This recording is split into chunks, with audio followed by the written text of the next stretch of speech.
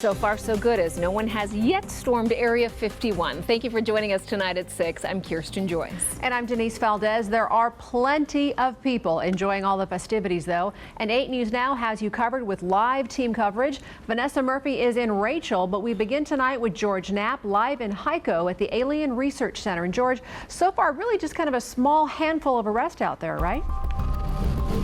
Small crowd here, but when the sun goes down, I think everyone here is expecting a big crowd. We just saw a giant bus pull in here. We think that is the star entertainer of the evening, the DJ Paul Oakenfold. And he and his team have just arrived, and there are a lot of attractions here, and it's a beautiful evening in Lincoln County regardless. And, you know, I don't want to jinx anything, but so far the predictions of gloom and disasters simply have not materialized. The crowds at both events have been well behaved, and no one has been dumb enough to try and storm Area 51 so far, and that is likely because multiple government agencies have displayed a major show of force.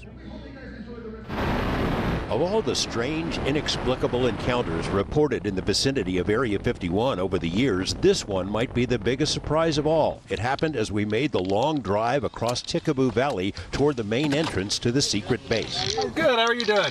We're with Channel 8 out of Las Vegas. Okay, how many people in the car? 3. Awesome. Yeah, we're going to ask the vehicle to stay here. Sure, yeah, of course. And then there's, you're welcome to walk down and photograph and videotape, you know, as you wish. The security forces that guard Area 51 are known by many names and for many things, but courtesy has never been one of them. That's never been their job. The so-called camo dudes who lurk on hilltops and pounce on anyone who crosses the line into the base have taken a back seat for this week's events, but security at the base has never been tighter. And the word came down from the Pentagon, from either Secretary of Defense or Secretary of the Air Force.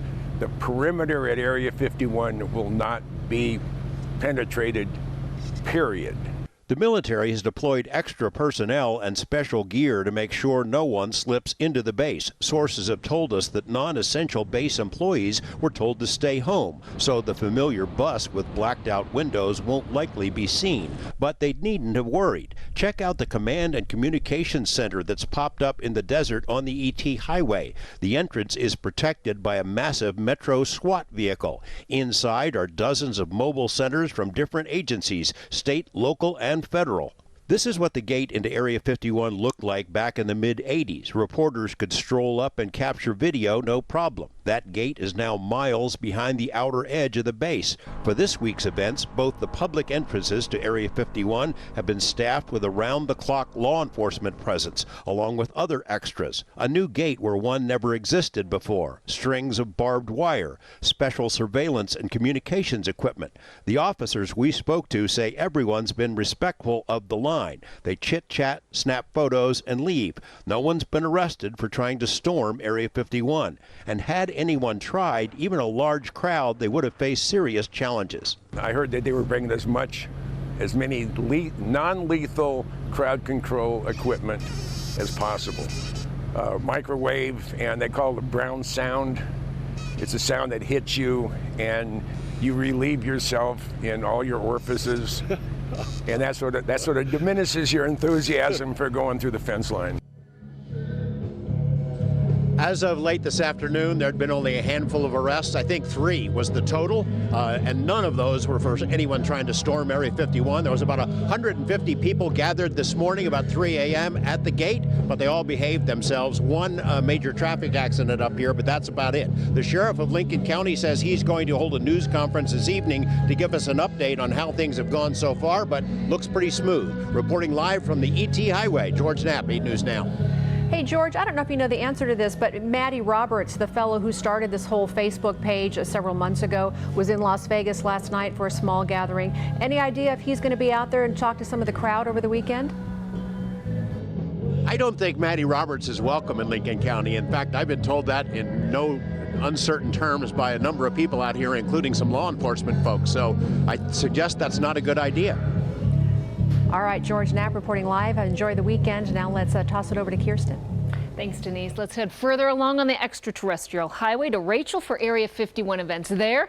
Vanessa Murphy caught up with some unique folks and has a better tally on the turnout. Vanessa. Well, Kirsten, I put a poll on Twitter asking people what they thought the turnout would be. The top pick was between 1,000 and 5,000. Guess what? People are right. I'll step out of the way so you can see. Earlier, the sheriff here guessed he estimated there was about 2,000. We're guessing about 3,000 at this point. And here's some video from earlier. People are camping out, dressed up in costumes, and already there's some dancing. Musicians are set to take the stage later this evening. Nevada Highway Patrol is at the scene as people cross the highway here. The question, are people going to storm Area 51? They tell us they're more here for the party and they don't want to get arrested. That's important, right? But there is an interest in the extraterrestrial. Do you believe? I believe if I see it. So far, I've never seen anything. I'm not opposed to it, but I have never witnessed anything myself. Yeah, I definitely believe there has been alien contact. There's no way that, tens of thousands of accounts of seeing them could all be debunked by the government saying no, it's not real. So.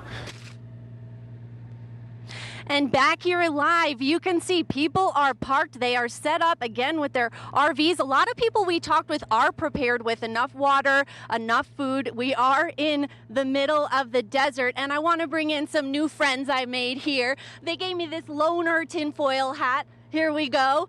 Do you believe? Absolutely.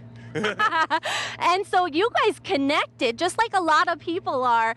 You just met, and that's part of this, right? Yeah, out here just making friends. I'm just happy all this turned into a positive event, and hopefully there'll be a lot more in the future.